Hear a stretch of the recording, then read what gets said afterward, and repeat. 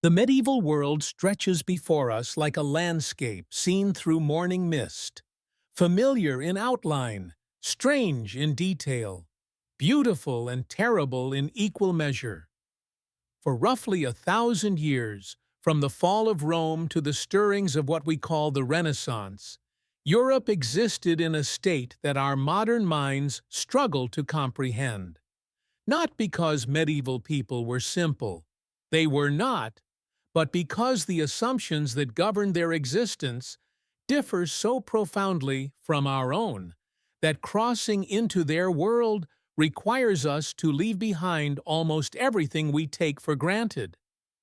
There was no electricity, no running water, no medicine that reliably cured, no education for the vast majority, no concept of progress as we understand it. The belief that tomorrow might be better than today, that children might live easier lives than their parents. The medieval peasant existed within a world that seemed fixed, eternal, ordained by God, and maintained by tradition. The Lord ruled because lords had always ruled. The church demanded because the church had always demanded. The fields required labor because fields had always required labor. Change, when it came as catastrophe, plague, famine, war, not as improvement. And yet, within this world that seems so constrained, so harsh, so devoid of what we consider essential to human flourishing, people found meaning, found joy in festivals and family, in the rhythm of seasons and the rituals of faith, found dignity in labor well performed, in obligations fulfilled, in community that supported even as it constrained. The medieval peasant was not merely a victim of history, though victimhood was certainly part of their inheritance. They were human beings navigating existence with the tools available to them, making choices within limits we can barely imagine, loving and grieving and hoping in ways that would be recognizable to any of us if we could sit with them beside their smoky fires on long winter nights. Tonight we will sit with them. We will enter their fields and their hovels, their churches and their festivals. We will feel the weight of their labor and the lightness of their rare celebrations. We will understand as best we can across the centuries what it meant to be among the forgotten majority. The peasants who built medieval civilization with their hands and their backs, who fed the lords and funded the cathedrals, who lived and died in the shadows of history. This is not a story of progress, not a tale of heroes, not a chronicle of great events. This is an attempt to sit quietly with ordinary existence in an extraordinary time, to honor those who left no monuments except the fields they cultivated, no legacy except the children who continued their labor, no voice except the silence that has swallowed their names. Let the evening deepen, let the modern world recede, and let us walk together into a past that is gone but not entirely lost, that speaks still in the contours of ancient fields, in the stones of village churches, in the rhythms of agricultural life that persist even now in corners of our mechanized world. The medieval peasant awaits. Their story, so long unspoken, deserves at last to be told. In the gray light before dawn, when mist still clung to the furrows and the world seemed suspended between night and day, a man walked into a field that his father had walked before him, and his father's father before that, back through generations beyond memory. The field did not belong to him. It would never belong to him. He was born upon it, would labor upon it all his days, and would likely be buried in the churchyard that bordered its edge. But ownership was a concept that applied to lords, not to those who actually worked the soil. This was the fundamental reality of medieval peasant existence, the profound disconnect between labor and possession. The peasant knew every stone in his strips of land, knew where the soil ran thin and where it held moisture, knew which corner caught the morning sun and which stayed cold into April. He knew this land more intimately than the lord who owned it would ever know anything. Yet the land was not his.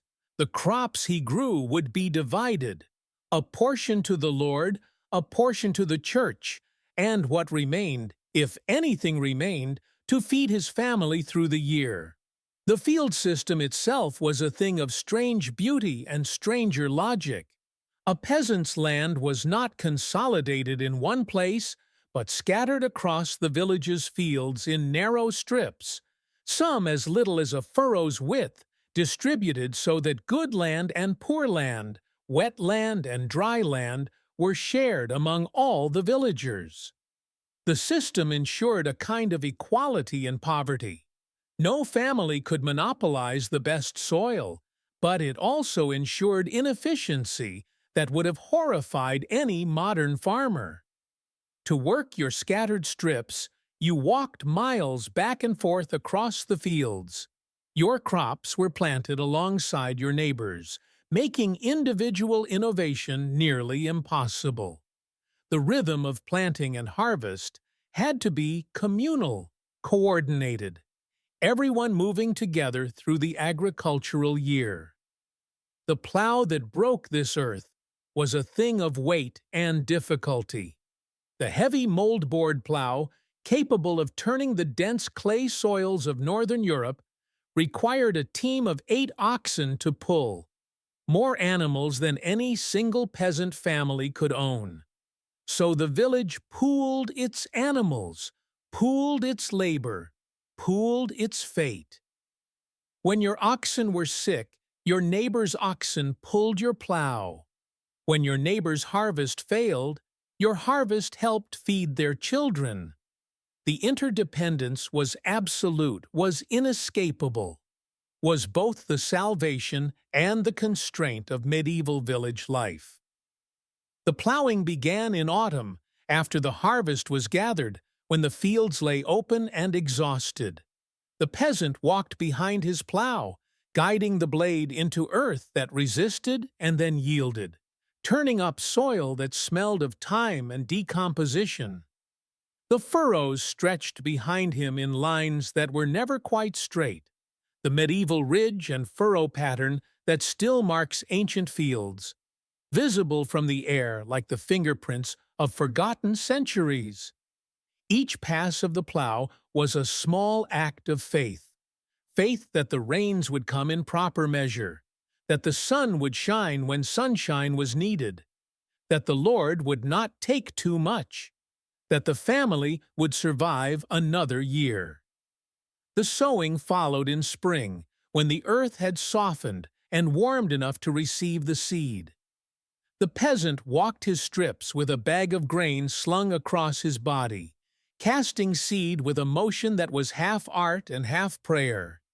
Each handful of grain represented potential, potential bread, potential survival, potential life for children who depended on his skill and his luck in equal measure. The birds followed, eating what they could, taking their portion as the Lord would take his, as the church would take its tithe. The peasant could not fence his strips, could not protect his seed except by the scarecrows he fashioned from old clothes and crossed sticks, figures that stood in the fields like mute guardians, like representations of the peasant himself, standing against forces far too large to defeat. The summer was watching the green shoots emerge, watching for the pests and diseases that could destroy a crop overnight, watching the sky for the clouds that might bring needed rain or devastating hail. The peasant had no control over these forces, could not irrigate in drought, could not protect against flood, could not do anything but watch and wait and pray. The saints were invoked by name: Saint Swithin for rain, Saint Medard for good weather, the Virgin Mary for everything, always. The medieval peasant lived in a world dense with spiritual powers, and every one of them might be petitioned for help that could not come from any earthly source. The harvest was exhaustion and anxiety compressed into a few desperate weeks. Every hand was needed, men and women, elderly and children, all of them bent over the grain with sickles, cutting and gathering and binding into sheaves before the weather could turn. The race was against time, against rot, against the storms that could flatten a standing crop and destroy a year's hope in an afternoon. The peasant worked from first light until he could no longer see his blade, worked until his back seized and his hands bled, worked because there was no alternative, because the harvest determined whether his family ate through winter or starved. And when the last sheaf was gathered, when the tithe was paid, and the Lord's portion surrendered, the peasant could count what remained and calculate the year ahead. Some years there was enough. Some years there was even abundance, and the peasant could set aside a small surplus against the inevitable bad year to come. But many years there was not enough. Many years the calculation came up short, and the peasant faced winter, knowing that before spring returned, his family would be hungry, would be choosing between seed grain and survival, would be learning again what it meant to live at the mercy of forces utterly beyond human control. The field held these prayers, the hopes of generations pressed into its soil. The labor of countless forgotten hands turned into the land itself. And when the peasant finally returned to his hut in the darkness after harvest, when he collapsed onto his straw pallet and felt his muscles burning with the day's work, he might have looked up at the smoke-blackened thatch above him and wondered, as his father had wondered, and his children would wonder, whether this was all there was, whether the turning of seasons and the turning of soil was the sum of human existence, whether God looked down on the field and saw the prayers that were planted there, or whether the prayers rose into a silence that heard nothing and answered nothing and cared nothing for the man who prayed. The field remained, the prayers remained, the labor continued, and the medieval peasant rose the next morning, and the morning after, and all the mornings of his brief life, to walk again into the furrows that held 1,000 prayers, prayers for bread, prayers for mercy, prayers for meaning in a world that offered so little of any of them. The manor house stood above the village like a reproach, stone where the peasants had wattle, glass where they had shutters, warmth where they had cold. It was not usually a castle, not the great fortress of legend, but it was grand enough to any peasant who looked upon it. 2 stories, perhaps, a great hall where fires burned and meat roasted, chambers where the lord and his family slept in beds with covers, on mattresses filled with wool or feathers. A world apart from the hovels that clustered in its shadow, a world the peasant entered only as servant, never as guest. The lord was, in theory, a protector. The feudal compact that bound medieval society was supposed to be reciprocal. The peasant gave labor and loyalty. The lord gave protection and justice. In times of war, the lord's walls offered shelter. His armed men offered defense. His grain stores offered survival when invaders burned the fields. The theory was noble enough. The practice was considerably more complicated. The serf, and many medieval peasants were serfs, bound to the land they worked, existed in a condition somewhere between freedom and slavery. They were not property exactly, not chattels to be bought and sold at will. But they were not free either. They could not leave the manor without the Lord's permission. They could not marry without the Lord's permission. They could not send their sons to be educated, could not pursue trades, could not do anything that might lift them from the condition into which they had been born without permission from the man who owned the land to which they were bound. The burdens were specific and inescapable. The villain, the unfree peasant, owed labor to the Lord's domain, the portion of the manor's land that the Lord kept for his own use. This work was required before the peasant could tend his own strips, which meant that during the crucial weeks of planting and harvest, the peasant's own crops might suffer while he worked the Lord's fields. The obligation was called week work, and it might amount to 2 or 3 days of every week spent in labor that benefited only the Lord. There was also boon work, additional labor demanded at harvest time, when every hand was needed and the Lord's needs took precedence over the peasant's own. Beyond labor there were fees. A fee to use the Lord's mill, where you were required to grind your grain, and required to pay for the privilege, usually a portion of the flour that remained after grinding. A fee to use the Lord's oven, where you were sometimes required to bake your bread. A fee when you married, called merche. A fee when your father died and you inherited his tenancy, called Harriet, often the best beast the family owned, handed over to the Lord at the moment of greatest grief, a tax on death itself. A fee if your daughter was caught in fornication, payable to the Lord who held rights even over your family's moral failings.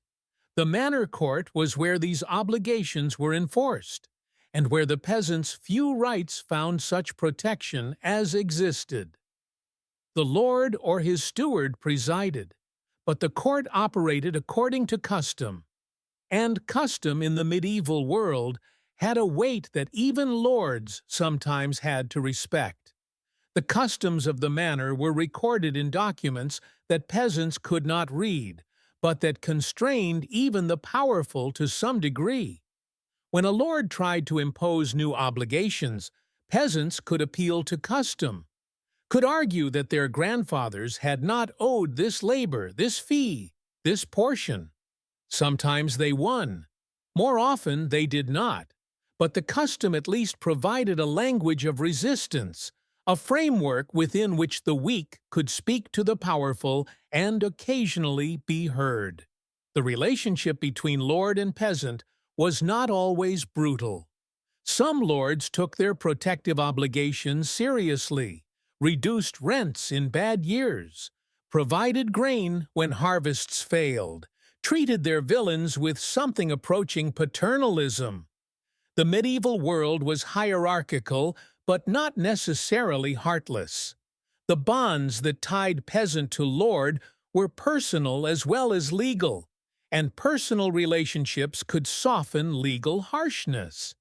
The good lord was celebrated in folklore, remembered for generations, held up as model of how the system could work when those with power chose to wield it generously.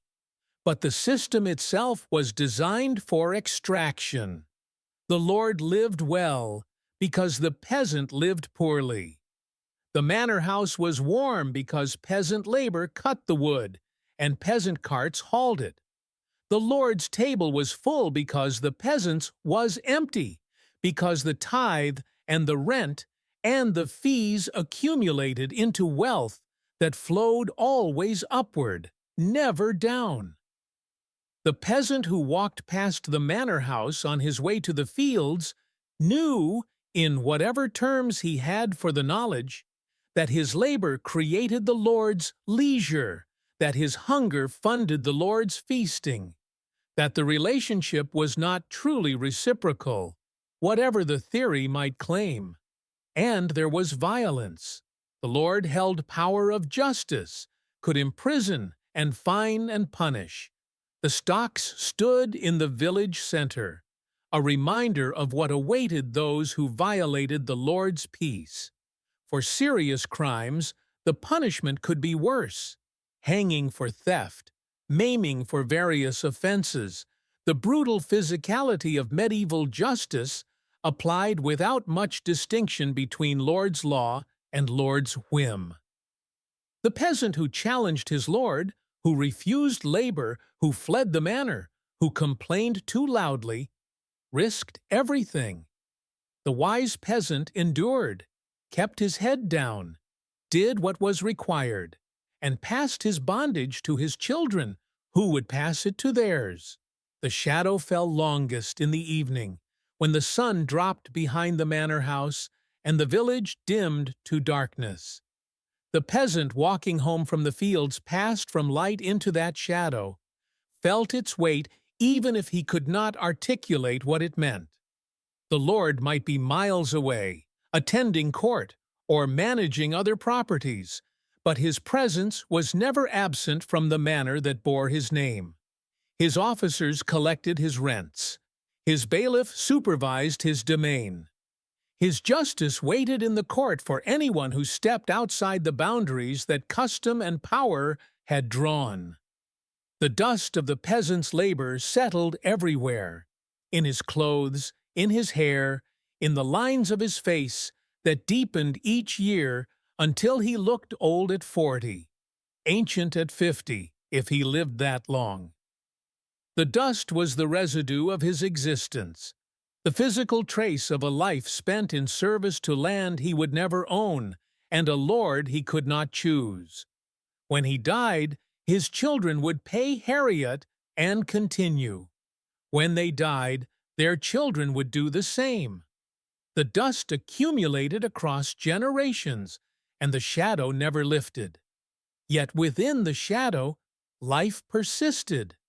The peasant loved his wife, cherished his children, laughed with his neighbors, found meaning in the rituals of church and season. The shadow defined his world, but did not entirely darken it. He was unfree, but he was not nothing. He had his community, his customs, his small dignities that even the Lord could not entirely take away. And when he stood at the boundary stone of the manor, looking out at the road that led to places he would never see, perhaps he imagined another life, or perhaps he simply turned back to the life he had, the only life he would ever know, and found in it what goodness he could.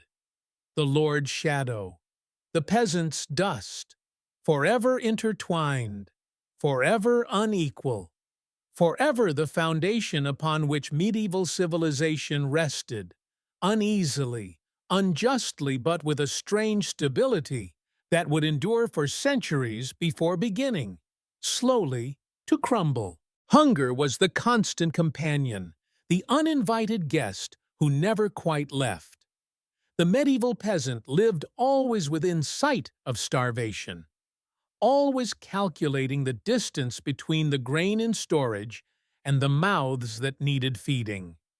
This was not the dramatic famine of Chronicle, though that came too, terribly, periodically, but the chronic insufficiency that defined daily existence, the belly that was never quite full, the children who were always a little too thin, the old who quietly ate less so the young could eat more, a sacrifice made in kitchens that kept no records and left no testimony. The diet was monotonous in a way modern abundance cannot imagine. Bread was the staple, not the white bread of the Lord's table, but dark bread made from rye or barley, or whatever grain had been harvested, often mixed with chaff or acorn flour to stretch the supply. Pottage accompanied the bread, a thick soup of whatever vegetables could be grown or gathered, simmered for hours in the same pot that had simmered yesterday's meal and would simmer tomorrow's. Beans and peas provided protein. Onions and leeks added flavor. The pot was never empty, but it was never quite satisfying either, a tepid fullness that left the body working but never thriving. Meat was rare. The peasant might keep a pig, feeding it scraps and acorns, slaughtering it before winter to provide salt pork that would flavor the pottage for months. Chickens provided occasional eggs. A cow, if the family was fortunate enough to own one, gave milk that could be made into cheese. But the cow was too valuable to slaughter, was wealth on four legs, was kept alive as long as possible. Hunting was prohibited. The game in the forests belonged to the Lord, and poaching could cost a peasant his hand or his life. The rabbit that crossed the peasant's path, the deer glimpsed in the woodland, the birds that sang in the branches, all of these were forbidden, were the Lord's property, were temptations that wisdom counseled against pursuing. The church added its own restrictions to the belly's burden. Fast days required abstention from meat, eggs, and dairy, and fast days were frequent, adding up to nearly a third of the year. Lent stretched 40 days before Easter, a time of intensified hunger, when even the thin comfort of the egg was forbidden. Fridays were fast days. Wednesdays often were. The eves of major feasts demanded abstention. The peasant who was already hungry was commanded to be hungrier still, to offer his suffering to God, to find spiritual merit in physical deprivation.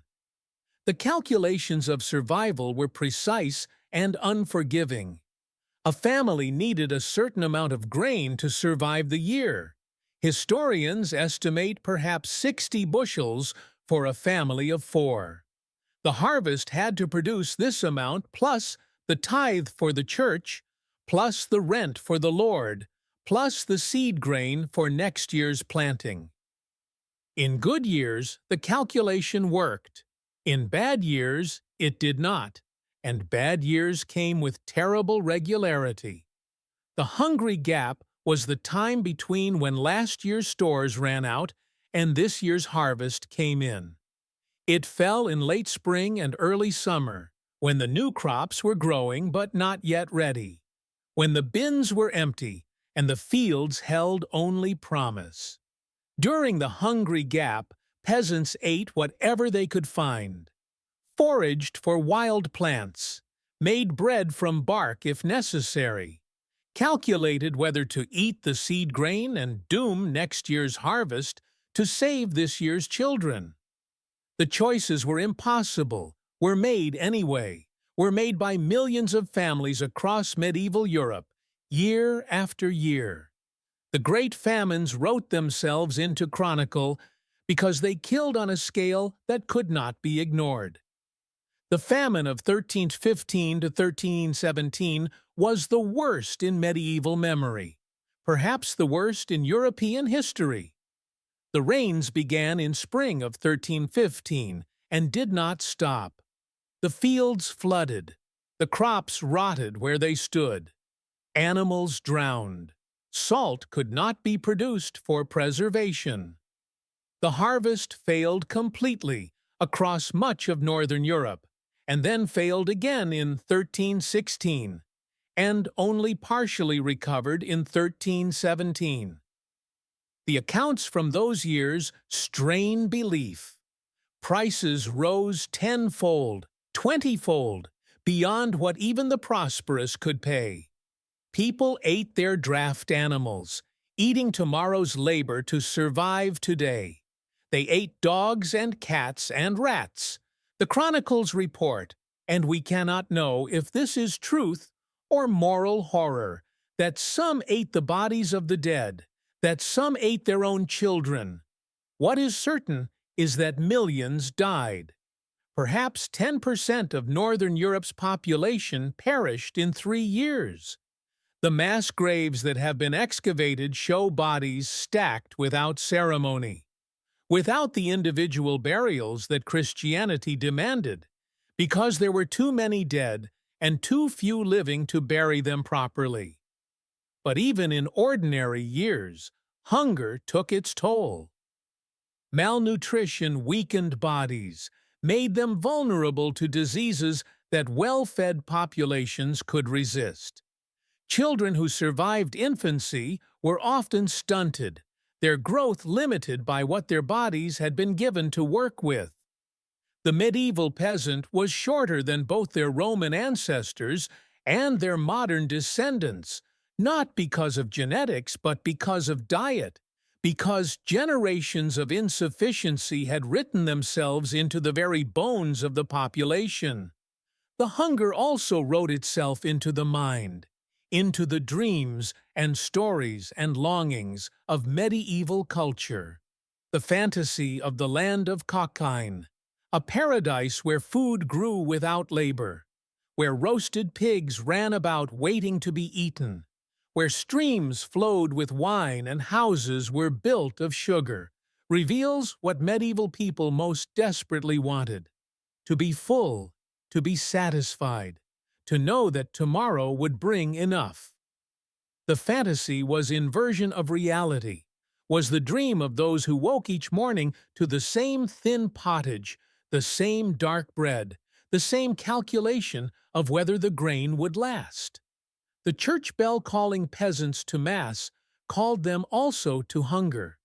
The ritual fast before communion, the reminder that earthly suffering was preparation for heavenly reward. The peasant knelt in the cold church, stomach empty, and heard promises of abundance in the life to come. The theology may have been comfort. It may have been control. Perhaps it was both. What is certain is that the belly's long silence shaped medieval faith as much as medieval faith shaped the belly's endurance. To be hungry and to believe that hunger had meaning, this was perhaps the central spiritual achievement of medieval peasant existence. Whether it was wisdom or delusion, we cannot say. Perhaps it was simply survival, the mind finding what it needed to continue when the body was not given enough. The silence of the belly, the sound that was absence of sound, the emptiness that was presence of want. Forever the companion of the medieval peasant. Forever the shadow within the shadow. Forever the truth that underlay all other truths about life at the bottom of the feudal order. The door was low. A grown man had to stoop to enter, and beyond it lay a darkness that the eyes needed time to penetrate. The medieval peasant home was not built for light, was built for shelter, for survival, for the bare minimum of protection from a world that offered little protection to those who worked it. The walls were wattle and daub, branches woven together and packed with mud mixed with straw and animal dung. The roof was thatch, bundles of straw or reeds that shed rain when well maintained and admitted it when neglected. The floor was packed earth, sometimes covered with rushes that collected dirt and vermin, and were replaced when the smell became unbearable. One room for everything. The family slept here, perhaps on raised platforms against the walls, more often on straw pallets spread on the floor. The fire burned here, in a central hearth if there was no chimney, and there usually was no chimney, the smoke rising to the roof peak and escaping, eventually, through gaps in the thatch.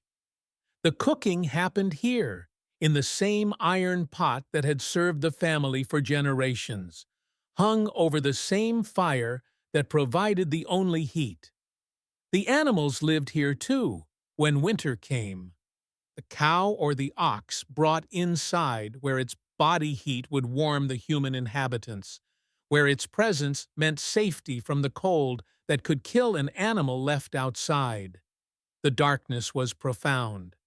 Glass windows were unknown in peasant homes.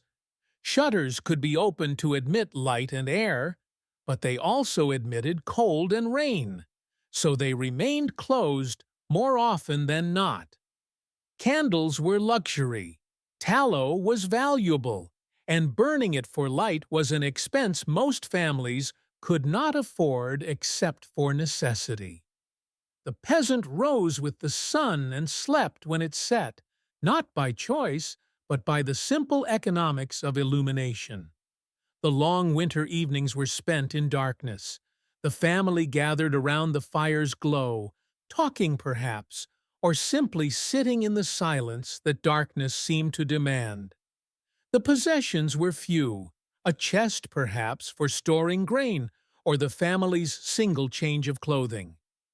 A table, rough-hewn, where meals could be taken when meals were substantial enough to require sitting. Stools rather than chairs. Chairs were for the wealthy. Wooden bowls and spoons, worn smooth by use, rarely replaced because the skill to make them or the money to buy them was scarce. An iron pot, a knife, perhaps a few tools for working the fields. The inventory of a peasant household could be completed in a breath. The poverty was not relative, but absolute, a life pared down to what was essential for survival and nothing more. Yet within this poverty, there were attempts at beauty. A carved spoon, perhaps, decorated with simple patterns by a father's hand during a winter evening. A chest with painted designs. A piece of embroidery worked by a mother who found in thread and needle some expression of the self that labor otherwise consumed. These small beautifications have mostly not survived. Wood rots, fabric decays, and the peasant's possessions were not worth preserving even when they could be. But the impulse toward beauty exists in all humans, and the medieval peasant was human, found ways to make the bare space of the hut into something that was, however modestly, home. The intimacy was absolute. There was no privacy as we understand it, no room of one's own, no space where a person could be alone with thoughts or sorrows or joys. The married couple slept beside their children, perhaps beside the grandparent, who had no other place. The sounds of the night, breathing, coughing, the stirring of the animals, the noises of marital relations that could not be hidden, were the shared knowledge of everyone under the roof. Children grew up understanding the facts of life not from education, but from proximity, from the simple inability of adults to conceal what smaller houses could not contain. Birth happened here in this same room, attended by midwife and neighbor women, the father perhaps banished to the darkness outside while his wife labored in the firelight. Death happened here too, the elderly parent drawing final breaths in the same space where children played.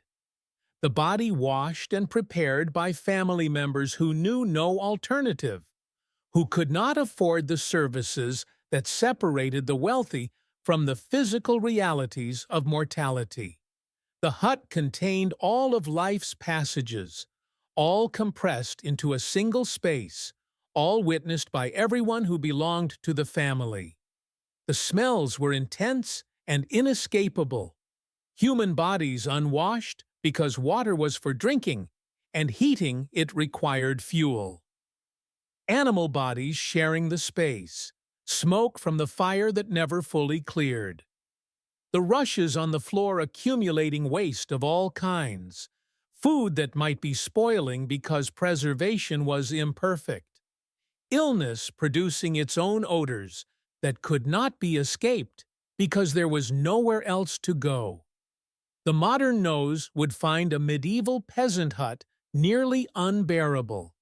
The medieval nose had adapted, had learned to filter what could not be avoided, had normalized what we would find impossible. And yet the hut was home, was the place where the peasant returned after exhausting labor, where the fire provided warmth that fields did not, where the faces of children offered something that made the labor worthwhile, was the place where stories were told in the darkness, where traditions were passed from generation to generation, where the culture of the village was created and maintained in the intimacy of shared space. The hut was small, was dark, was cramped and smelly, and devoid of comfort by any modern measure. But it was also the vessel that held the peasant's life, that contained what meaning could be found, that sheltered the dreams, however small, that made continuation possible. The dreams themselves were modest: to survive the winter, to see the children grow, to be buried in consecrated ground when the time came. The peasant in the hut did not dream of wealth or power or escape. Such dreams were dangerous, were invitations to disappointment, were luxuries that only those with surplus could afford. The dreams were calibrated to what was possible, were shaped by the walls that contained them, were small because the space that held them was small. Night falls on the village. The fires glow behind the shuttered windows. The families gather in their huts, drawing close for warmth that the fire alone cannot provide. Outside, the darkness is absolute. No streetlights, no illuminated windows, nothing but stars, and perhaps the moon to show the paths between the houses. Inside, the darkness is only slightly less, the fire's light reaching the corners, the faces of family members flickering in and out of visibility, the intimacy of shared space closing around them like a blanket that is not quite warm enough, but is all they have. The hut, the home, the small space that held small dreams. Forever the peasant's refuge. Forever the peasant's prison. Forever the place where medieval life was lived at its most essential, its most reduced, its most human. The bell rang out across the fields, calling the peasants from labor to prayer, from the horizontal work of cultivation to the vertical aspiration of worship. The church stood at the village center, often the only stone building for miles, its tower rising above the thatched roofs like a finger pointing toward a heaven that demanded much and promised more. The peasant who heard that bell heard the voice of God, or at least the voice of those who claimed to speak for him. The bell summoned to Mass on Sunday, to prayers on holy days, to funerals and baptisms and weddings that marked the passages of peasant life. It was the heartbeat of the village, the rhythm that organized time itself. The church building was the grandest space most peasants would ever enter. Stone walls that stayed cool in summer and cold in winter. Painted murals depicting saints and biblical scenes. The Bible of the illiterate, images that taught doctrine to those who could not read the words. Stained glass, perhaps, in wealthier parishes, transforming sunlight into colors that seemed to come from another world. The altar, dressed in cloth more fine than anything in a peasant's home. The crucified Christ hanging above it, suffering eternally so that suffering humanity might have hope. The priest was mediator between earth and heaven, the only person in most villages who could read, who had been trained in mysteries that ordinary people could not access. He celebrated the Mass in Latin, a language the peasants did not understand, transforming, according to doctrine, bread and wine into the actual body and blood of Christ. The miracle happened daily, was available to all who came to witness it, was the center around which village spiritual life revolved. Whether the peasant fully understood the theology is doubtful. What the peasant understood was that the priest had power, that the rituals mattered, that the church offered something the secular world could not, connection to the eternal, meaning that transcended the endless labor of earthly existence. The sacraments marked peasant life from beginning to end. Baptism brought the infant into the Christian community, washed away original sin, ensured that if death came early, as it so often did, the child's soul would not be consigned to limbo, that halfway place where unbaptized innocents were thought to dwell forever.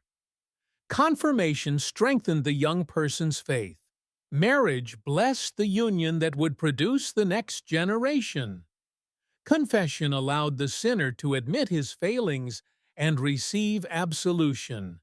Extreme unction prepared the dying for the journey ahead. And burial in consecrated ground.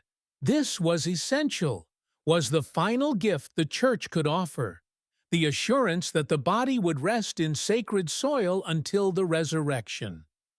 But the Church demanded payment for its blessings. The tithe was the most burdensome. 1/10 of everything the peasant produced, owed to the Church before any other obligation. 1/10 of the grain, 1/10 of the vegetables, 1/10 of the animals born to the flock. The tithe was collected by the priest or by tithe agents who went from farm to farm, assessing what was owed. In theory, the tithe supported the parish, paid the priest's salary, maintained the church building, funded whatever charity the church offered. In practice, much of the tithe flowed upward, to bishops and monasteries, and ultimately to Rome, enriching an institution that was already the wealthiest in medieval Europe. Beyond the tithe, there were fees, mortuaries, payments made upon death, often the second-best animal the family owned, because the Lord took the best as Harriet, and the Church took what remained. Fees for marriage, for baptism, for prayers said for souls in purgatory. The Church's economy was vast and intrusive, reaching into peasant life at every significant moment, extracting payment for services that the peasant could not refuse, that doctrine had were essential for salvation. Purgatory loomed over medieval spirituality like a second death. The doctrine held that almost no one went directly to heaven. Instead, souls spent time in purifying fire, burning away the sins that remained even after confession and absolution. The time in purgatory could be shortened through prayers, through masses said for the deceased, through indulgences purchased from the church. The wealthy could afford many masses, could endow chantry chapels where priests prayed perpetually for their souls. The poor could afford little, faced the prospect of centuries in the flames, while the wealthy rose more quickly to bliss. Even in the afterlife, inequality persisted. Yet the Church also offered comfort, offered explanation for suffering, that it was consequence of sin, original and personal, that it had purpose in the divine plan. Offered community. The village gathered in church was village united, was people who knew each other worshiping together, affirming shared belief and shared identity. Offered beauty, the music of the liturgy, the pageantry of festivals, the art that decorated even modest parish churches. Offered hope, that this life was not all there was, that the suffering would end, that somewhere beyond death waited reward for those who had endured faithfully. The saints were intermediaries, were specialized helpers for specialized needs. Saint Swithin for rain, Saint Apollonia for toothache, Saint Margaret for childbirth. The peasant lived in a universe populated by spiritual beings who could be petitioned for aid, who listened, perhaps, to prayers the distant God might not hear. The relics of saints, bones, clothes, fragments associated with holy lives, were treasured by churches, attracted pilgrims, worked miracles that testified to the saints' continued presence and power. Whether the peasants' faith was sophisticated theology or something closer to magical thinking, whether the prayers to saints were worship or negotiation, the relationship was real, was meaningful, was the spiritual texture of medieval existence. The church year structured the calendar. Christmas and Easter were the great feasts, but dozens of smaller feasts honored saints, marked events in Christ's life, provided rhythm to the year. Fast days required abstention. Feast days allowed celebration. The church determined when one could marry, when one must abstain from marital relations, when one could eat meat and when one could not. The church's calendar was the peasant's calendar, its rhythms, the rhythms of village life, its commands, the commands that shaped daily existence. The bell rang out across the fields, calling to prayer, calling to obligation, calling to hope. The peasant who walked to church walked into a space that was both refuge and burden, both comfort and demand. The stone walls enclosed a mystery that offered meaning but extracted payment. The priest spoke words the peasant could not understand, but believed were powerful, were necessary, were the difference between salvation and damnation. The church bell's heavy blessing fell on all who heard it, promising much, demanding much, asking the peasant to believe that the suffering of this life would be redeemed in the life to come. Whether the promise was kept, only the dead could know. The living could only believe, or try to believe, and offer their coins, and their candles, and their prayers, into the silence where God might be listening, where the saints might be interceding, where the flames of purgatory might be shortened by one more Mass purchased, one more indulgence obtained. The church bell's blessing, heavy, inescapable, the sound that shaped medieval life, forever ringing, forever calling, forever promising, and forever demanding. Beyond the cultivated fields, where the careful strips and furrows gave way to rougher ground, lay the commons, land that belonged to everyone, and therefore, in a sense, to no one.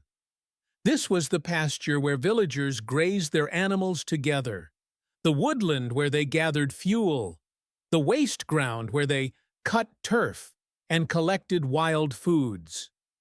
The commons represented a different logic than the manor system, an older pattern of shared use that persisted alongside private lordship, a remnant of collective existence that even feudalism could not entirely erase. The village pasture was where the peasants' few animals, a cow perhaps, a handful of geese, some sheep, joined with the neighbor's animals to graze the common grass. The animals were the peasant's wealth, such wealth as the peasant had. The cow provided milk that could become cheese, provided the calf that might be sold or kept, provided the labor that helped work the fields. To lose the cow was catastrophe, was poverty deepening into destitution.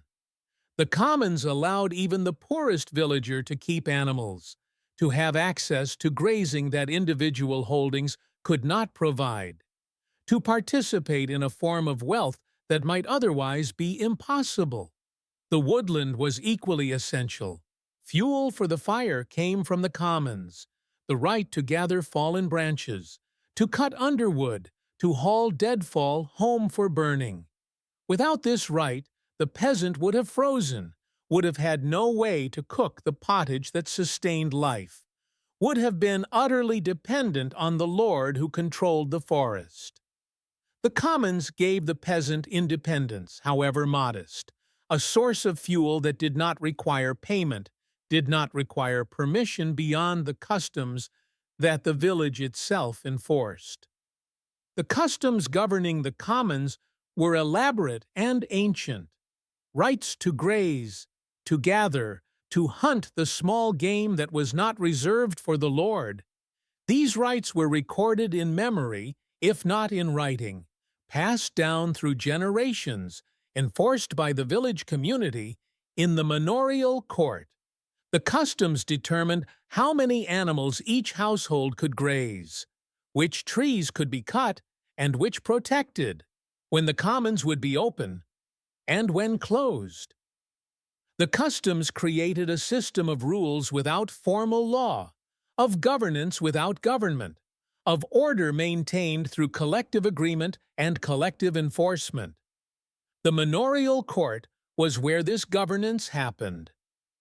Presided over by the lord or his steward, the court was nonetheless largely populated by the peasants themselves, by jurors drawn from the village who testified to custom and judged violations.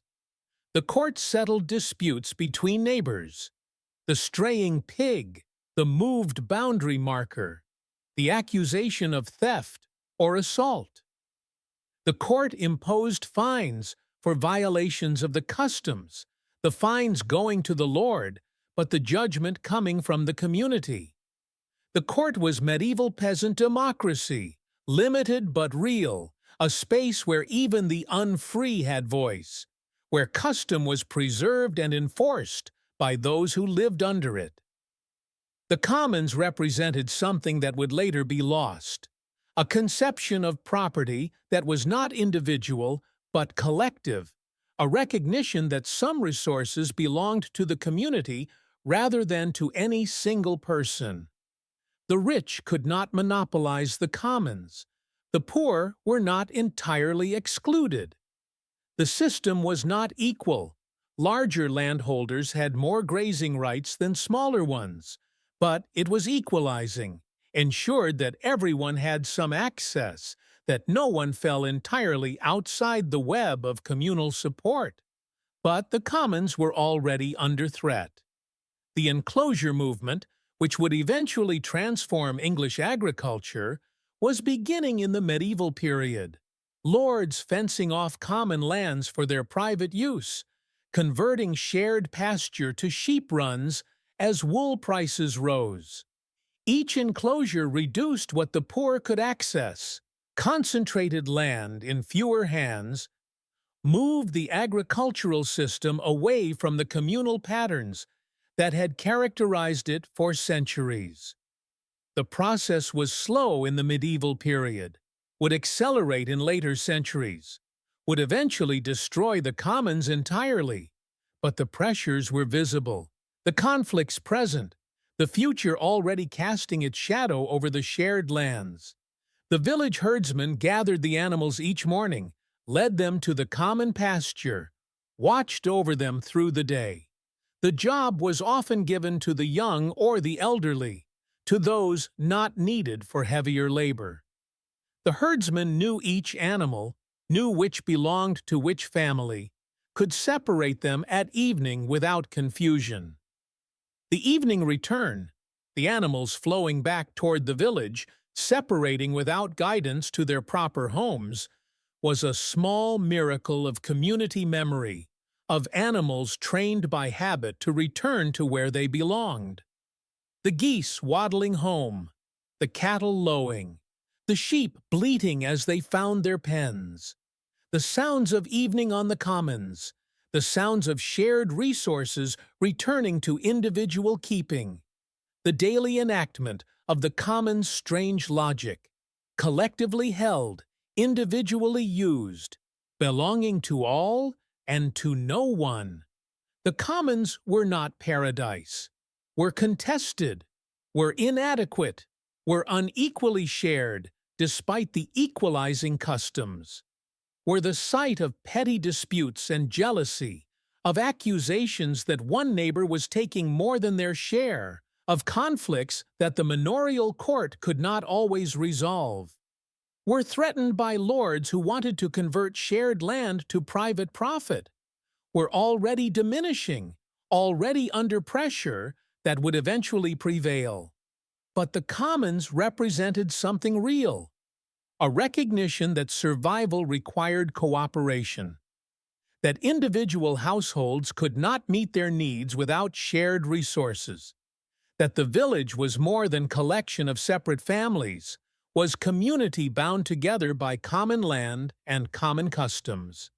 The commons were the physical expression of medieval solidarity, the ground upon which peasant society was built, the shared inheritance that made individual poverty more bearable. Evening falls on the common pasture. The last animals are led home.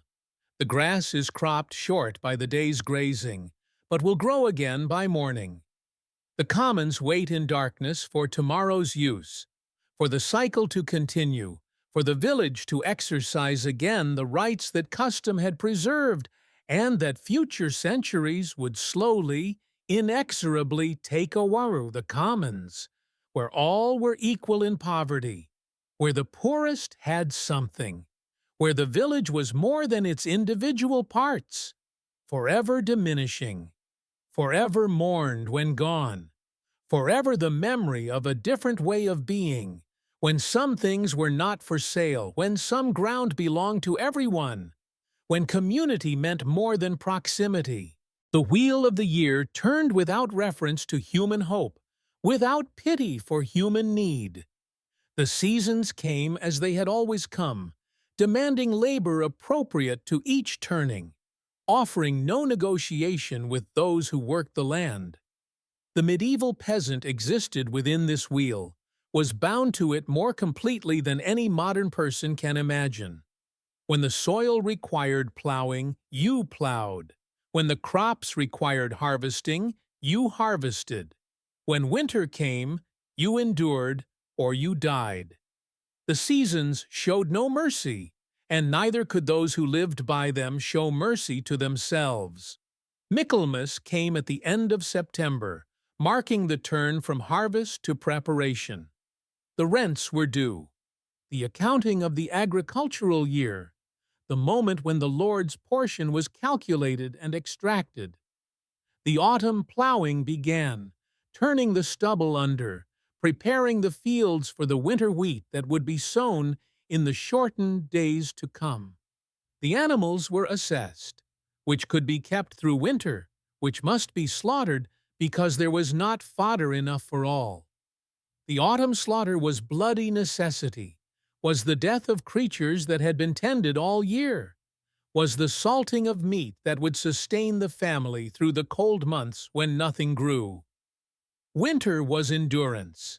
The fields could not be worked when frozen, could not produce anything when the sun showed its face for only a few hours each day. The peasant turned to other work, maintaining tools, repairing the hut, whatever could be done indoors while the wind howled outside, and the fire seemed never quite warm enough. The stores diminished week by week, the careful calculations always running. Is there enough? Will we last until spring? The hunger was constant companion. The cold was constant enemy. The darkness seemed sometimes to stretch without end. Candlemas in February brought the first hope, the days noticeably lengthening, the angle of the sun climbing towards spring. The candles blessed at church would protect the household through the year. The customs were observed, the prayers were offered, the waiting continued. But hope was dangerous. Winter could still kill, could still send storms that buried villages, could still bring the cold snap that destroyed what remained of the stored food. Spring plowing began when the ground thawed, when the soil could be worked again, when the oxen could be driven into fields that had rested through winter. The urgency was extreme. Every day mattered. Every delay reduced the growing season. Every mistake could not be corrected. The peasant worked from dawn until exhaustion, driving the plow through soil that resisted, preparing the furrows for the spring planting that would determine whether the family survived another year. Lent fell during this season, adding religious restriction to physical labor, the fast deepening the hunger just when the work demanded most. The sowing followed the plowing, the peasant walking his strips with the bag of seed, casting the grain with the motion that centuries had refined. The seed corn was precious, had been saved from last year's harvest, had been protected through winter, represented the future in each handful. The birds came to steal what they could. The rain might come too heavy or not heavy enough. The late frost might kill what had sprouted. Every field contained anxiety. Every strip bore hope that might be betrayed. Summer was watching and waiting. The crops grew or did not grow, responded to conditions the peasant could not control. The weeding was endless, the wild plants returning as fast as they could be pulled, competing with the crops for soil and sun. The hay harvest came in June or July, the grass cut and dried and stored for winter fodder, the work hard and the window brief, the weather determining success or failure. Midsummer brought the longest day, the pivot point from which the light would begin to diminish, the reminder that even at summer's height, winter was already approaching. Lammas at the beginning of August marked the first grain harvest, the first loaf baked from the first wheat offered at church in thanksgiving for what the land had provided. But the main harvest was still to come, the weeks of labor that would determine everything. The grain had to be cut with sickles, had to be gathered into sheaves, had to be stacked and dried before threshing could separate the kernels from the chaff. Every hand was needed, men, women, children, elderly, all bent to the work from first light until last, racing against the weather that could destroy everything. The threshing followed the cutting, the sheaves beaten with flails on the threshing floor, the rhythm of the work becoming a kind of music, the grain accumulating in piles that could be measured, could be divided, could become the numbers that determined whether the year had succeeded or failed. The tithe was taken, the rent was paid, the seed corn was set aside, and what remained, if anything remained, was the family sustenance for the year to come. And then Michaelmas came again, and the wheel turned again, and the seasons continued their pitiless procession. The peasant who survived to see another spring knew that survival was achievement, knew that the wheel would keep turning whether individual lives continued or not, knew that the labor would be the same and the anxiety would be the same, and the hunger would wait in the hungry gap as it had always waited. The seasons showed no mercy. The medieval peasant could show no weakness. The wheel turned, and the labor continued, and the years accumulated into a life that was measured not in accomplishments, but in survival, not in progress, but in persistence, not in change, but in the endless repetition of what had always been done because there was no alternative, because the seasons demanded obedience and accepted no refusal. The wheel of the year, turning without pity, demanding without exception, the rhythm that governed peasant life more completely than any lord, more absolutely than any priest. The seasons, forever showing no mercy, forever requiring everything the peasant had to give. The silence came first, the silence of a village where no one moved, where no smoke rose from the houses, where the church bell had stopped ringing because no one remained to ring it. The Black Death arrived in Europe in 1347, carried on ships from the east, spreading along the trade routes that connected medieval civilization, finding in the cramped and hungry populations of Europe the perfect conditions for catastrophe. Within 5 years, between one-third and one-half of Europe's population was dead. The medieval world that existed before the plague was not the medieval world that existed after. Everything changed, even if much remained the same. The disease itself was horror beyond imagining. The bubonic form produced swellings in the lymph nodes, buboes they were called, that grew to the size of eggs or apples, that turned black with internal bleeding, that burst and oozed. The pneumonic form attacked the lungs, spread through coughs and breath, killed even faster than the bubonic. The septicemic form poisoned the blood directly, killed so quickly that victims sometimes died before symptoms appeared, died healthy in the morning and dead by evening. Contemporary accounts speak of streets filled with bodies, of families wiped out entirely, of the living too few to bury the dead, of mass graves that could not be dug fast enough to accommodate the dying. The cause was unknown. God's punishment for sin was the dominant explanation. And how could it be otherwise when the deaths were so numerous, so horrible, so beyond any natural understanding? The flagellants appeared, groups of penitents who traveled from town to town, whipping themselves bloody, believing that their suffering might appease the divine wrath that was killing Christendom. The Jews were blamed, accused of poisoning wells, murdered in pogroms across Europe, even as they died of the same plague that killed their accusers. The fear was contagious as the disease, spreading suspicion and violence alongside the mortality. For the peasants who survived, the plague brought strange liberation. Labor, which had been abundant when population was high, became suddenly scarce when so many workers had died. The lords needed peasants to work their lands, and with fewer peasants available, the peasants could demand better terms. Wages rose, doubled, tripled, because lords who refused to pay could find no workers at all.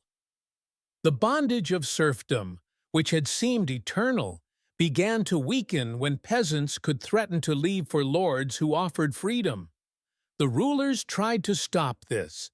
The Statute of Laborers in England, passed in 1351, attempted to freeze wages at pre-plague levels, to bind workers to their employers, to restore the social order that plague had disrupted. Similar statutes were passed across Europe, all attempting to preserve the power of landlords over workers, all ultimately failing because the economic reality was stronger than the legal fiction. You cannot compel labor when the laborers are too few and the alternatives too available. The peasants who survived the plague found themselves, for perhaps the first time in centuries, with bargaining power. The psychological effects were equally profound. To survive when so many had died, what did it mean? The faith that had promised God's protection seemed compromised when churches were filled with corpses, when priests died as readily as sinners, when the sacraments could not save even the faithful. Some turned to intensified devotion, seeking meaning in suffering, finding in the plague confirmation of the Church's teaching that earthly life was mere preparation for eternity. Others turned away from faith, or toward new forms of faith, the mysticism that promised direct experience of God, the lay piety movements that sought religious meaning outside clerical control. The economy transformed. Land that had been scarce became abundant when so many died. Marginal fields that had been cultivated when population pressed were abandoned, returned to forest or pasture. Wool production expanded as lords converted farmland to sheep runs. finding that wool required fewer workers than grain. The patterns of agriculture that had sustained medieval society began to shift, and the peasant economy shifted with them.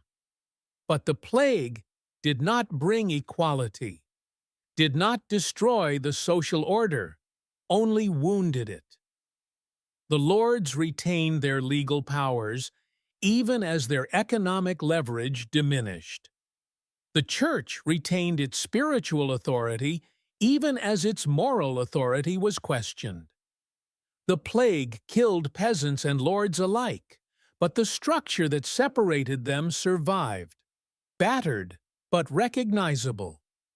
The peasant who emerged from the plague years was better positioned than before, but was still a peasant, still subject to rents and tithes, still bound by customs that limited freedom, still at the bottom of a hierarchy that had not collapsed. The mass graves that have been excavated, the bodies stacked without ceremony, without the individual burials that Christianity demanded, speak of a world that had lost the capacity to maintain its own rituals. The priest who should have said the prayers was dead. The family that should have mourned was dead. The grave-diggers who should have dug were dead. The plague overwhelmed not just the body, but the social order, not just the population, but the institutions that gave life meaning. And yet, recovery came. The survivors married and had children. The villages repopulated, though some never recovered and remain abandoned still. The fields were worked again. The rents were paid again. The church bells rang again over populations that slowly climbed toward pre-plague levels. The medieval world continued, changed, but continuous, wounded but alive. The plague's dark passage, the silence that fell over villages, the transformation that followed.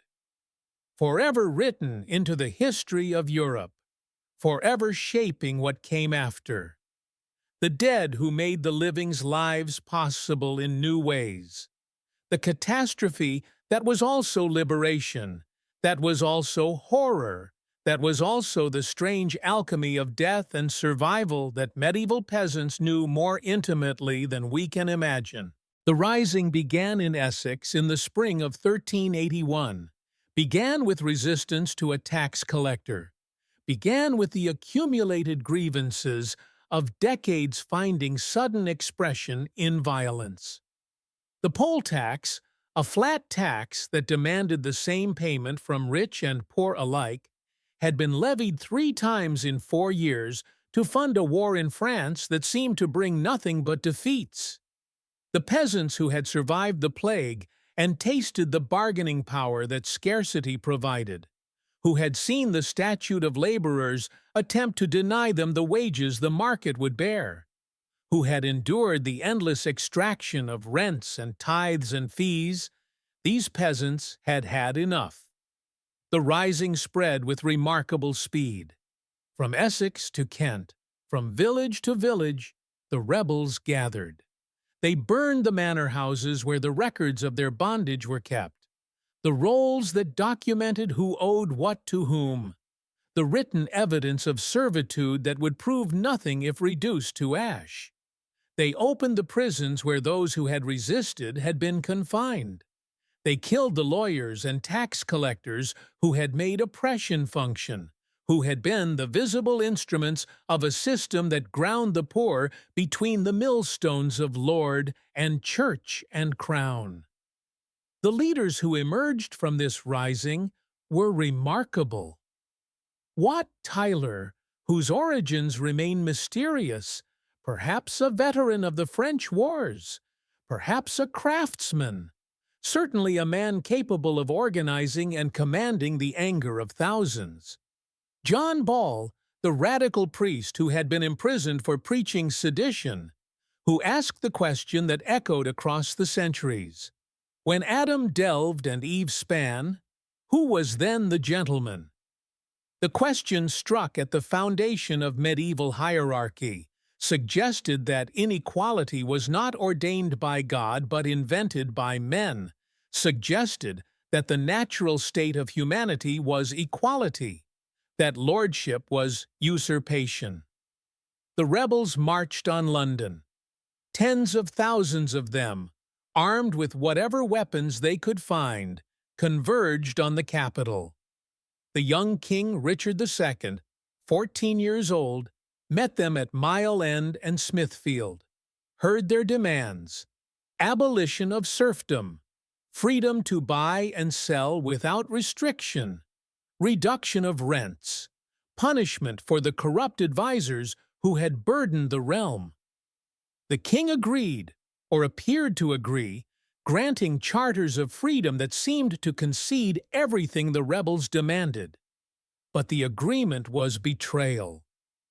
At Smithfield, during negotiations, Wat Tyler was struck down by the Lord Mayor of London, by others who seized the moment when Tyler apparently reached for his dagger.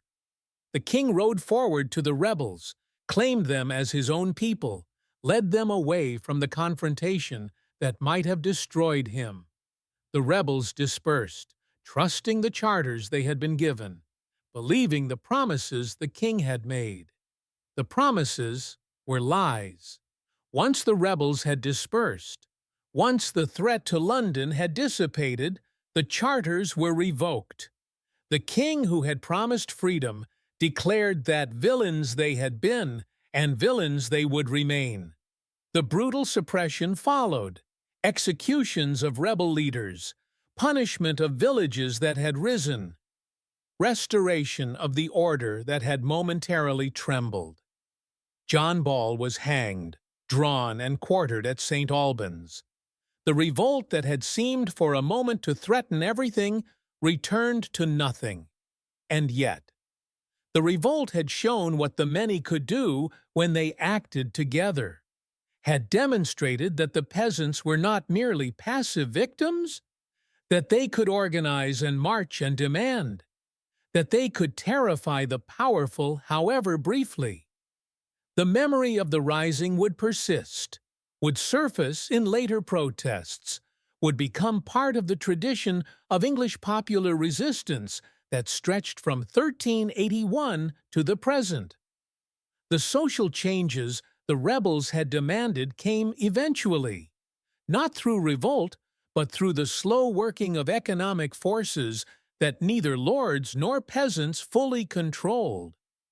Serfdom faded in the centuries following, worn away by plague and labor scarcity and the gradual replacement of labor service with money rents. The freedom that the rebels demanded at Mile End, freedom to buy and sell, to move, to marry without permission, became the norm for English peasants by the 16th century. The victory was delayed, was incomplete, came without the dramatic transformation the rebels had sought, but came nonetheless, in the long working out of changes the revolt had articulated.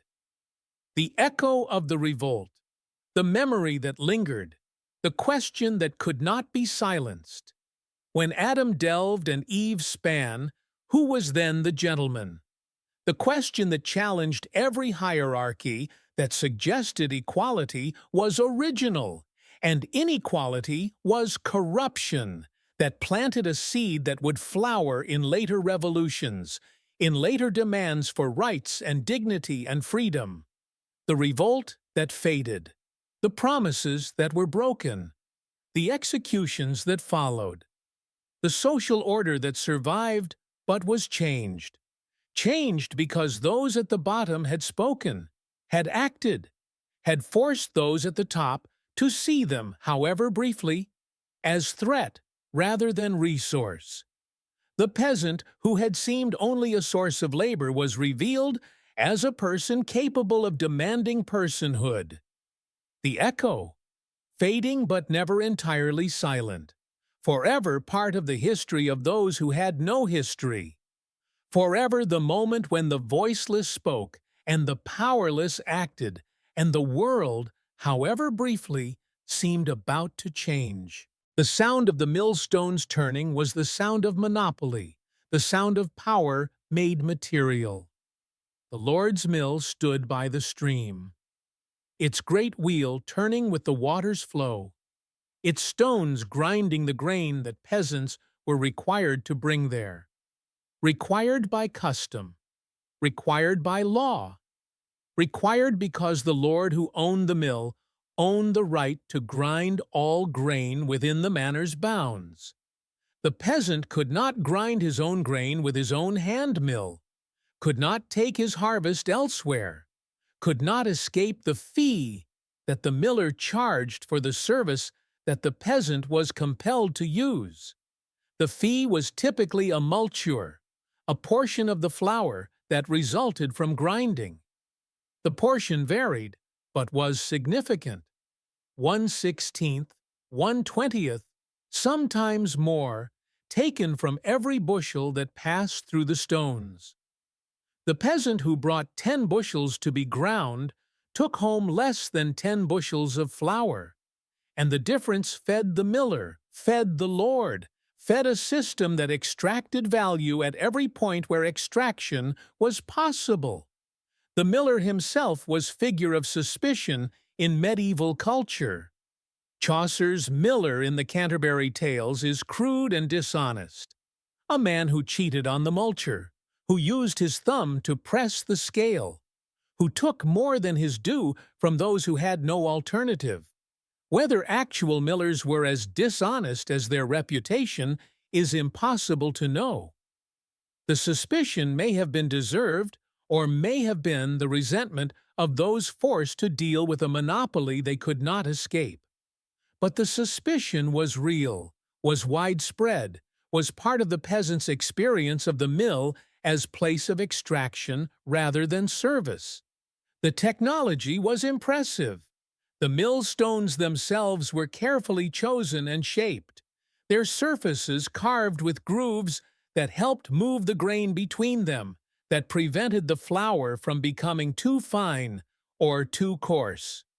The mechanism that transmitted the water wheel's power to the stones required engineering knowledge that was specialized, that the Lord controlled by controlling the mill, that kept the peasants dependent on a technology they could not replicate. The mill was capital investment that only the wealthy could afford, was infrastructure that created and maintained inequality, was power made physical and hydraulic. The hand mill, the quern, was the peasant's forbidden alternative, a simple device, 2 flat stones that the user rotated against each other, grinding small quantities of grain through muscle power alone. The quern existed in peasant households before the lords built their mills, had served the community's needs when milling was domestic rather than commercial. The lords banned the quern precisely because it threatened their monopoly, because it allowed the peasant to escape the fee, because it represented independence that feudalism could not tolerate. The seizure of querns was recorded in manorial courts. Peasants fined for possessing forbidden mills, their stones confiscated, and sometimes incorporated into the paths leading to the Lord's mill, ground into the road as if to demonstrate the crushing of resistance. The symbolism was probably intentional. The tools of independence literally trodden underfoot on the way to compelled dependence. The peasant who walked that path felt the stones beneath their feet, knew what they represented, knew that the freedom to grind one's own grain was among the freedoms that bondage denied. The mill was not the only monopoly. The Lord might also control the oven where bread was baked, the peasant forbidden to bake at home, required to use the Lord's oven, required to pay the fee that such use demanded. The Lord might control the winepress, the brewhouse, the smithy. Each monopoly captured a portion of the peasant's production. ensured that subsistence was never quite achieved, that surplus was always extracted, that the peasant's labor enriched someone else at every point where enrichment was possible. The economic logic was relentless. The mill represented capital that the Lord could not afford to leave idle. The more grain passed through, the more profit resulted. The monopoly ensured that all grain passed through. The system was efficient in its extraction, elegant in its oppression, thorough in its reduction of the peasant to a source of revenue rather than a person with rights to the product of their own labor. Yet the mill was also meeting place, was social center where villagers gathered while waiting for their grain, where news was exchanged, where the community found another node of connection. The miller knew everyone, knew their affairs, knew their harvests good and bad. The mill was public space of a sort, was part of village life, whatever resentment it also generated. The ambivalence was typical of medieval institutions. The same structure that extracted also connected. The same system that oppressed also organized. The same power that constrained also provided. The woman walking home from the mill, the reduced flour on her back. The portion taken by the miller joining the portion taken by the Lord. The portion taken by the church. What was left was what she had to work with, was what would become the bread that would sustain her family, was the remnant of labor after extraction. She walked past the mill wheel still turning, past the water still flowing, past the mechanism that never stopped grinding, that would grind tomorrow's grain as it had ground today's, that would continue grinding as long as the Lord owned the mill and the peasant needed bread. The mill that ground more than grain, that ground the peasant between the stones of necessity and monopoly, that extracted not just flour, but autonomy, not just fee, but freedom, forever turning, forever grinding, forever the mechanism of power made visible in wheel and stone and water. And then there was joy, fleeting, bounded, permitted rather than chosen, but joy nonetheless.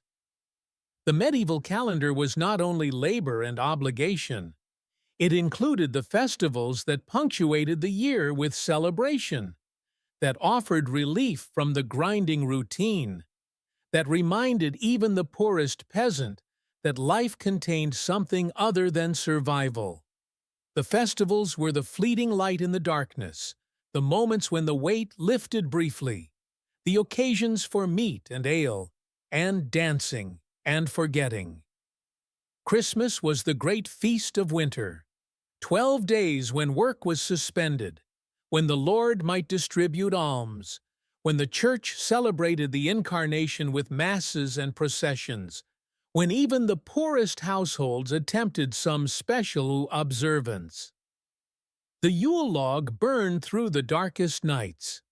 The carols were sung, not the gentle hymns we know, but rowdier songs, sometimes bawdy, celebrating the season with earthiness the Church tolerated because the people demanded it. The feast, however modest, marked the holiday. Meat, if possible, special bread, whatever small abundance could be managed, eaten in the darkness while the cold waited outside. The Lord of Misrule presided over Christmas celebrations in some communities, a figure chosen to invert the social order, to command masters and mock the powerful, to embody for a few days the world turned upside down.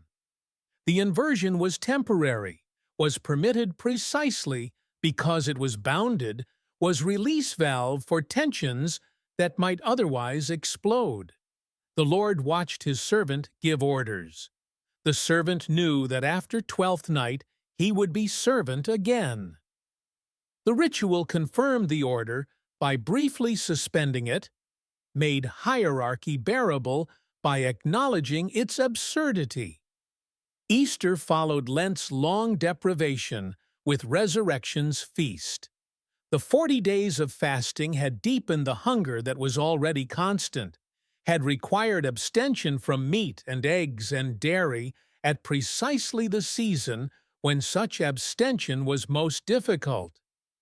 The breaking of the fast on Easter morning was joy doubled, spiritual and physical, the resurrection of Christ paralleled by the resurrection of appetite satisfied.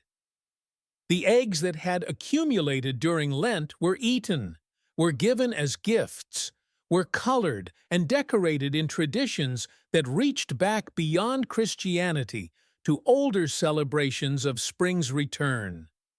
May Day celebrated fertility, the earth awakening, the crops growing, the promise of harvest ahead. Young people went out at dawn to gather flowers, to bring in the May, to dance around the maypole that stood in the village center. The sexuality of the celebration was barely disguised. The May branches phallic, the dancing suggestive, the trips into the woods providing cover for encounters. The church officially condemned but practically ignored.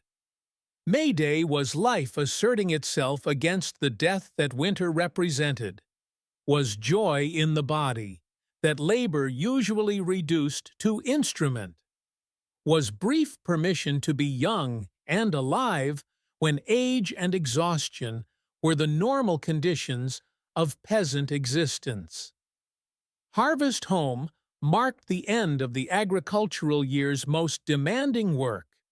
The last sheaf brought in, the fields finally empty, the anxiety of whether there would be enough transformed into the knowledge of what there actually was. The ale flowed at Harvest Home, as it did at few other times, brewed specially for the occasion, strong enough to blur the edges of exhaustion.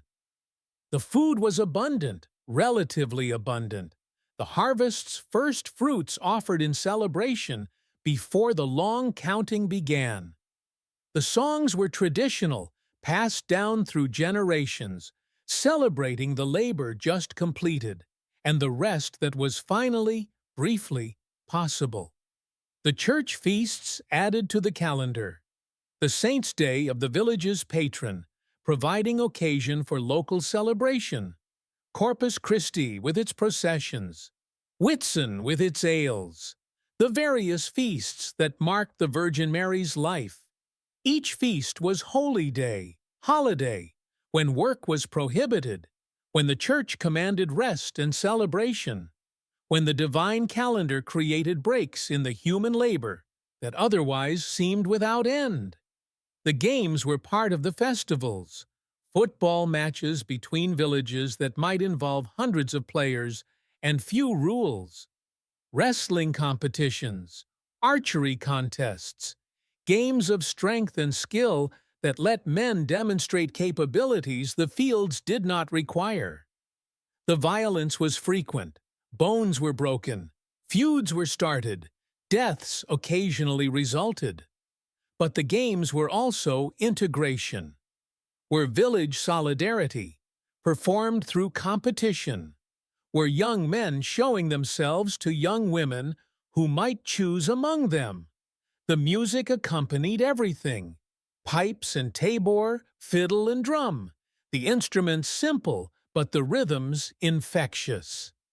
Dancing continued until legs could no longer move, until the ale had done its work, until the festival's end approached, and the return to routine could no longer be postponed.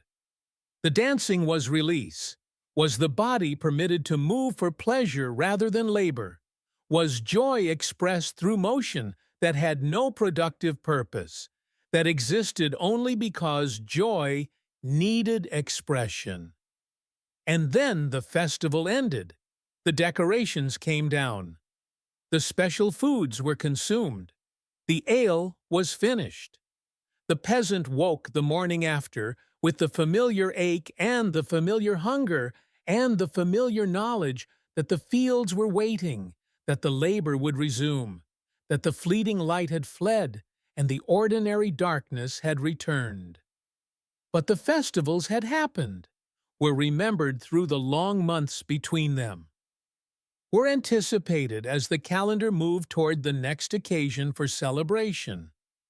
The peasant could bear the routine partly because the routine was punctuated, because the festivals provided markers, because there was always something ahead to hope for, even if what lay behind had already faded.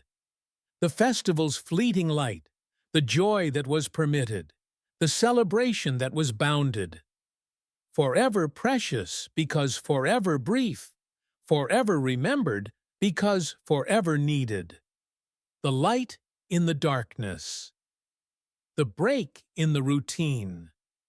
The reminder that even peasant life contained moments when the grinding stopped, when the extraction paused, when the body could move for pleasure, and the belly could be filled, and the heart could feel something other than endurance.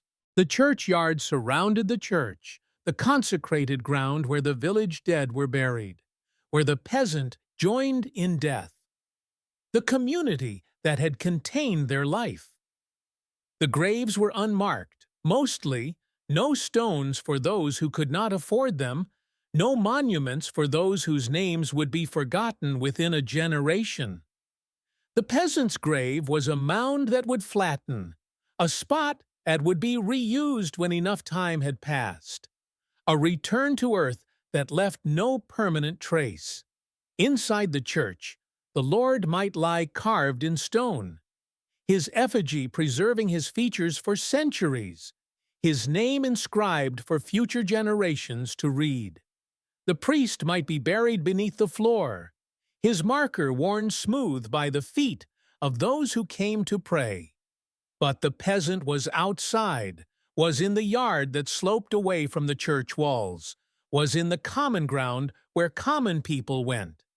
The rituals of death were important, were perhaps the most important rituals of peasant life. The priest was called when death approached, if there was time, if the death was slow enough to permit the sacraments.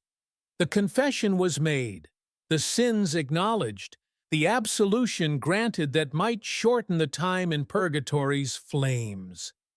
The extreme unction anointed the dying with holy oil, prepared the soul for its journey, marked the transition from living to dead with the church's blessing. The body was washed by family members, was wrapped in a shroud, was watched through the night before burial. The wake was both grief and vigil, both mourning and protection. The soul was thought to be vulnerable between death and burial. The body needed watching, lest evil spirits take possession of what had been abandoned. The candles that burned through the night guided the soul and repelled the darkness. The burial was in the morning.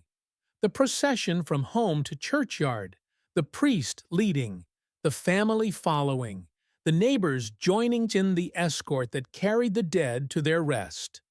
The prayers were said in Latin. The words the peasant could not understand, but trusted were effective. The ritual that the church promised would help the soul on its way. The body was lowered into the grave without coffin.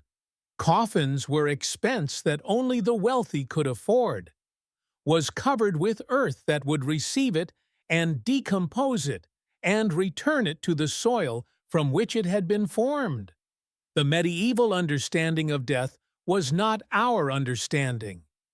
Death was not ending but transition, not tragedy, but the expected conclusion to a life that was itself merely preparation. The soul would face judgment, would answer for sins committed and virtues practiced, would be consigned to heaven or hell, or most likely, to the purgatory where purification occurred. The living could help the dead through prayers, through masses said on their behalf, through the ongoing relationship between the living and the dead that medieval Christianity maintained. The prayers for the dead were not mere form, were genuine acts of love, were the continuing connection between those separated by death, were the hope that the separation was temporary, that reunion awaited in the eternal life that faith promised. The peasant who knelt in church and prayed for a departed parent or spouse or child was participating in a relationship that death had altered but not ended, was fulfilling an obligation that love created and faith sanctified. But the prayers also cost money. The Mass said for a soul required payment to the priest who said it. The wealthy could endow chantries, chapels where priests prayed perpetually for the founder's soul, could purchase thousands of masses, could reduce their time in purgatory through the investment of wealth they could no longer use. The poor could afford little, faced the prospect of longer purgation because they could not pay for prayers, discovered that inequality persisted even beyond death's supposed equality. The Danse Macabre, the Dance of Death, decorated church walls in the later medieval period, depicted death leading pope and emperor and peasant alike in the same dance toward the same end. The imagery was meant to humble the proud, to remind the powerful that their power was temporary, that death was the great leveler. But the peasant who looked at these images might have reflected that even this equality was limited, that the Pope would be buried in St. Peter's, and the peasant would be buried in the muddy churchyard, that even death's democracy was partial. The children who died were buried quickly. So many children died. So many never reached their first birthday. So many were buried before they could receive a name.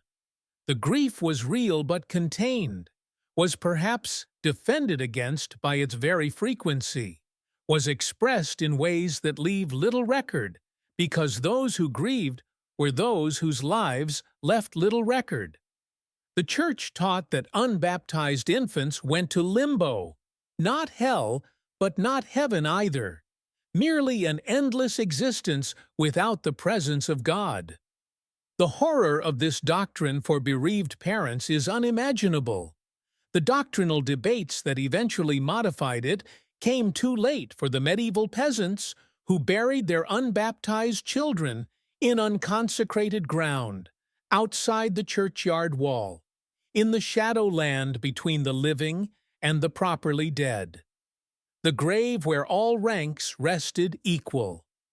But the equality was imperfect.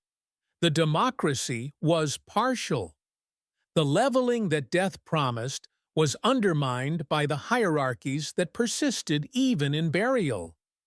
The Lord inside the church, the peasant outside, the wealthy with monuments, the poor with nothing.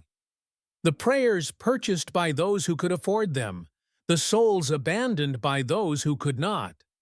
And yet, the peasant who stood by a family grave, who remembered the dead, who maintained the connection that death could not entirely sever, this peasant knew something about death that modern distance has lost, knew that the dead were close, were present in memory, were part of the community that included both the living and the departed, knew that death was natural, was expected, was the end that everyone faced, and that therefore could be faced together.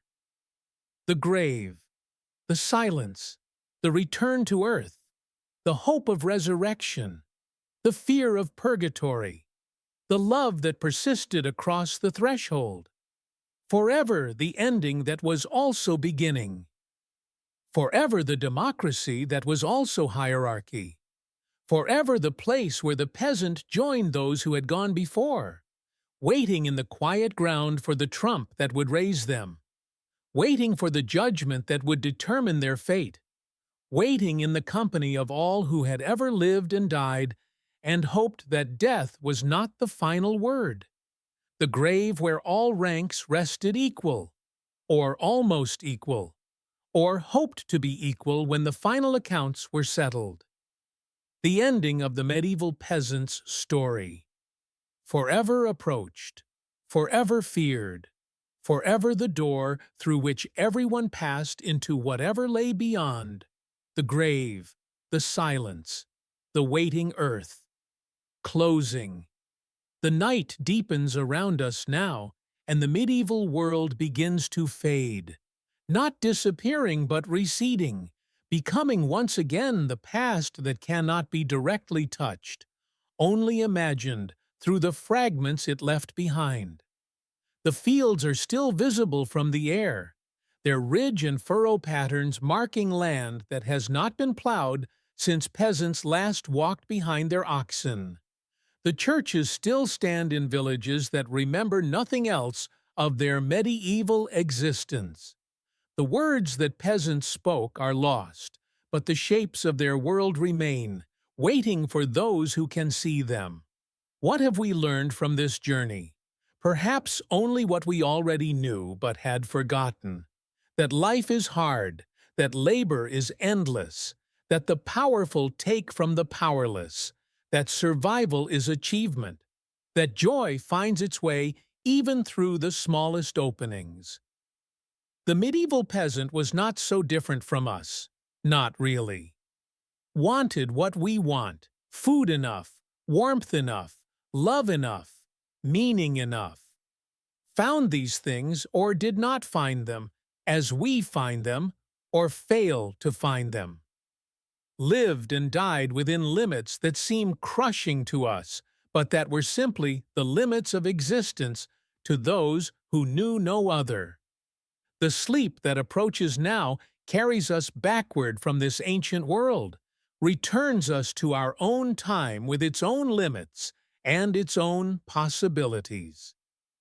The darkness that falls is the darkness that fell over medieval villages when the fires burned low, but we have lights to push it back, have warmth that does not depend on cutting wood, have food that does not depend on the harvest we ourselves plant and tend, and pray will succeed. We are fortunate. The medieval peasant would not have believed how fortunate, would not have imagined electricity or medicine or education or the abundance that we take for granted, would have thought us blessed beyond measure, would have wondered what sins we must commit that we do not use these blessings better, would have marveled that we who have so much are not happier than they who had so little. Sleep now. Let the medieval world settle into the place where history rests, remembered, honored, distant, but never entirely gone. The peasants who worked those fields are dust now, their names forgotten, their graves unmarked. But they lived, they struggled, they endured, and something of what they built persists in the contours of the land, in the stones of village churches, in the traditions that we carry without knowing where they came from. Sleep now, and if you dream, perhaps you will dream of a field at dawn, mist rising from the furrows, a figure walking into the light with a plow they do not own, toward a harvest they hope will be enough. The medieval peasant, forever working, forever hoping, forever one of us, however distant. The story ends, but the fields remain, the churches remain, the memory, however faint, remains. Good night. Rest well, and wake remembering that you too are part of a long story, that your life continues what others began, that the labor of the past made the present possible, and that what you do with your portion of existence matters to those who come after, matters to the story that will continue when you, like the medieval peasant, have become history. The end. and always, always the beginning, the sish.